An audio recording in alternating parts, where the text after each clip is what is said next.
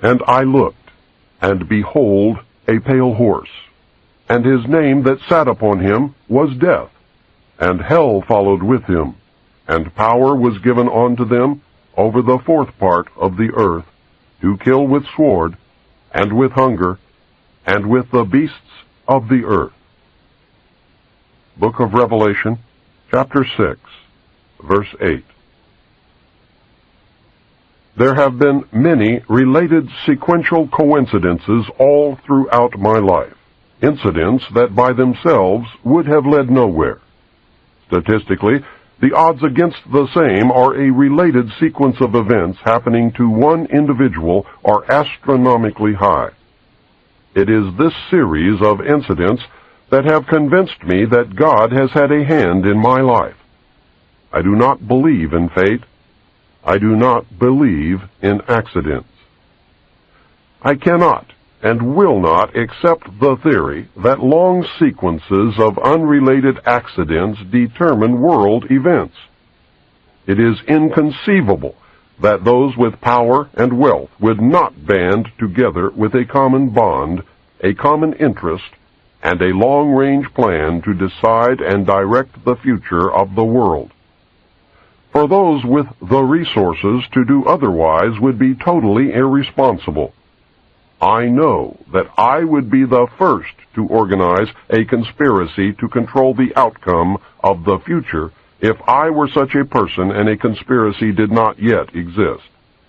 I would do it in an attempt to ensure the survival of the principles in which I believe, the survival of my family, my survival, and the survival of the human race, if for no other reason. I believe, therefore, that a grand game of chess is being played on a level that we can barely imagine, and we are the pawns. Pawns are valuable only under certain circumstances, and are frequently sacrificed to gain an advantage. Anyone who has studied military strategy is familiar with the concept of sacrifice. Those who have seriously studied history have probably discovered the real reason we go to war on a regularly scheduled basis. My research has shown at this point that the future laid out for us may be just about impossible to change. I do not agree with the means by which the powerful few have chosen for us to reach the end. I do not agree that the end is where we should end at all. But unless we can wake the people from their sleep, nothing short of civil war will stop the planned outcome. I base that statement not on defeatism, but on the apathy of the majority of the American people. 25 years ago, I would have believed otherwise, but 25 years ago, I was also sound asleep. We have been taught lies. Reality is not at all what we perceive it to be. We cannot survive any longer by hanging on to the falsehoods of the past. Reality must be discerned at all costs if we are to be a part of the future. Truth must prevail in all instances, no matter who it hurts or helps, if we are to continue to live upon this earth. At this point, what we want may no longer matter. It is what we must do to ensure our survival that counts. The old way is in the certain process of destruction, and a new world order is beating down the door. I fear for the little ones, the innocents, who are already paying for our mistakes. There exists a great army of occupationally orphaned children. They are attending government-controlled daycare centers.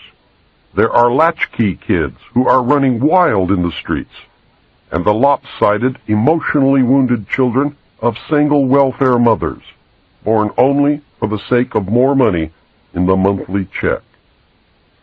Open your eyes and look at them, for they are the future. In them I see the sure and certain destruction of this once proud nation.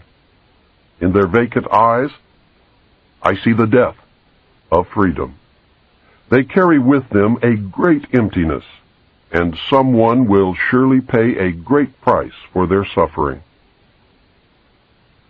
If we do not act in concert with each other and ensure that the future becomes what we need it to be, then we will surely deserve whatever fate awaits us.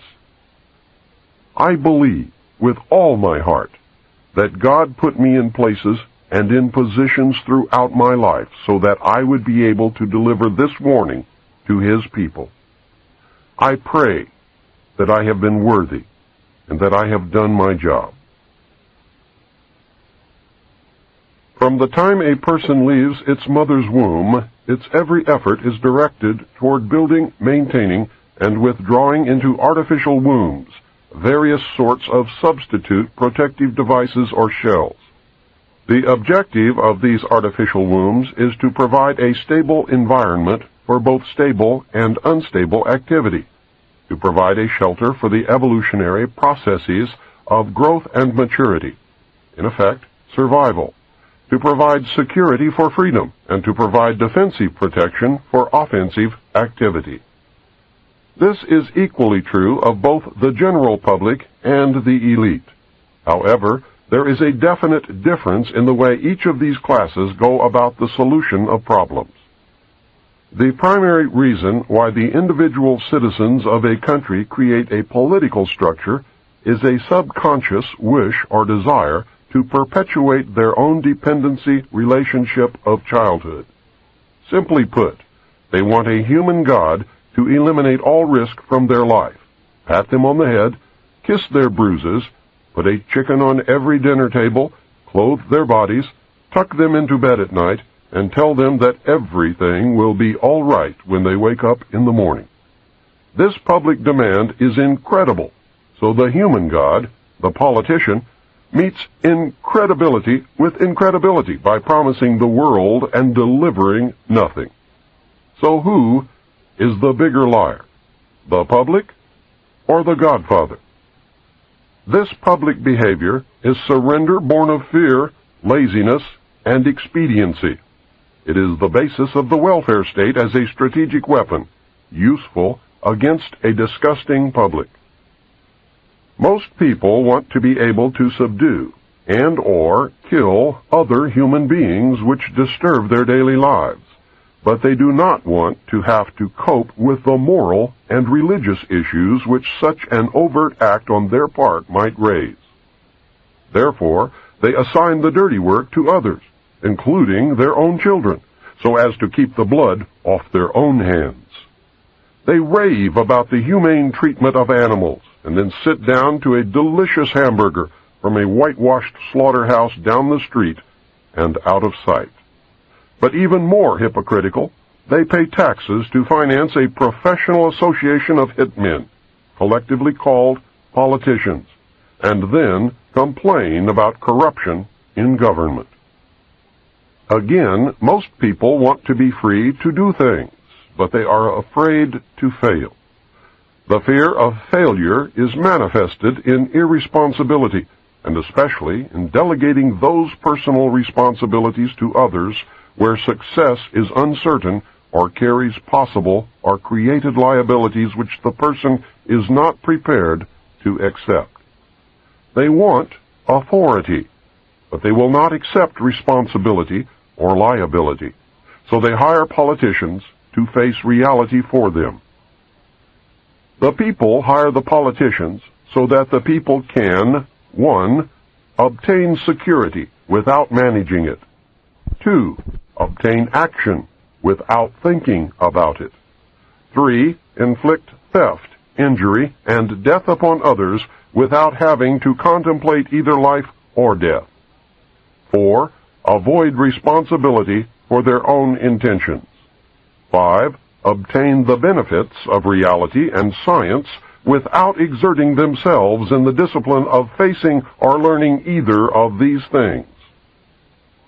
They give the politicians the power to create and manage a war machine to, 1, provide for the survival of the nation womb, 2, prevent encroachment of anything upon the nation womb, 3, destroy the enemy who threatens the nation womb. 4. Destroy those citizens of their own country who do not conform for the sake of stability of the nation womb.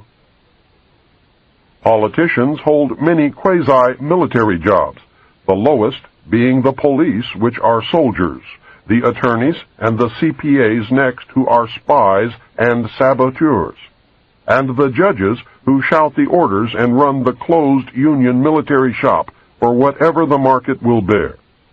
The generals are industrialists. The presidential level of commander-in-chief is shared by the international bankers. The people know that they have created this farce and financed it with their own taxes, but they would rather knuckle under than be the hypocrite. Thus, a nation becomes divided into two very distinct parts, a docile subnation and a political subnation. The political subnation remains attached to the docile subnation, tolerates it, and leaches its substance until it grows strong enough to detach itself and then devour its parent. Human beings are machines, levers which may be grasped and turned, and there is little real difference between automating a society and automating a shoe factory. Factor 1. As in every social system approach, stability is achieved only by understanding and accounting for human nature. A failure to do so can be, and usually is, disastrous. As in other human social schemes, one form or another of intimidation or incentive is essential to the success of the draft. Physical principles of action and reaction must be applied to both internal and external subsystems. To secure the draft, individual brainwashing, programming, and both the family unit and the peer group must be engaged and brought under control. Factor 2. Father. The man of the household must be housebroken to ensure that Junior will grow up with the right social training and attitudes. The advertising media, etc., are engaged to see to it that father-to-be is compliant before or by the time he is married. He is taught that he either conforms to the social notch cut out for him, or his sex life will be hobbled, and his tender companionship will be zero. He is made to see that women demand security more than logical, principled, or honorable behavior. By the time his son must go to war, father, with jelly for a backbone, will slam a gun into Junior's hand before father will risk the censure of his peers or make a hypocrite of himself by crossing the investment he has in his own personal opinion or self-esteem. Junior will go to war, or father will be embarrassed. So Junior will go to war, the true purpose notwithstanding. Factor 3. Mother. The female element of human society is ruled by emotion first and logic second. In the battle between logic and imagination, imagination always wins. Fantasy prevails. Maternal instinct dominates, so that the child comes first and the future comes second. A woman with a newborn baby is too starry-eyed to see a wealthy man's cannon fodder or a cheap source of slave labor. A woman must, however, be conditioned to accept the transition to reality when it comes, or sooner. As the transition becomes more difficult to manage, the family unit must be carefully disintegrated, and state-controlled public education and state-operated child care centers must become more common and legally enforced so as to begin the detachment of the child from the mother and father at an earlier age. Inoculation of behavioral drugs can speed the transition for the child. Factor 4. Junior. The emotional pressure for self-preservation during the time of war and the self-serving attitude of the common herd that have an option to avoid the battlefield is all of the pressure finally necessary to propel Johnny off to war. Their quiet blackmailings of him are the threats: no sacrifice, no friends, no glory, no girlfriend. Factor 5. Sister. And what about Junior's sister? She is given all the good things of life by her father and taught to expect the same from her future husband regardless of the price. Factor 6. Cattle. Those who will not use their brains are no better off than those who have no brains. And so this mindless school of jellyfish, father, mother, son, and daughter, become useful beasts of burden or trainers of the same. So now you know. You can see every step that the elite have taken in their war to control this once great nation. You can see the steps that will be taken in the future. You can no longer pretend innocence. Your denial of the conspiracy will fall on deaf ears. This tape is part of the education that will give Americans the weapons needed in the coming months and years of hardship as the New World Order struggles to be born. Truths cannot be negated or shrugged away. The message is this: you must accept that you have been cattle, and the ultimate consequence of being cattle, which is slavery, or you must prepare to fight, and if necessary die to preserve your God-given right to freedom.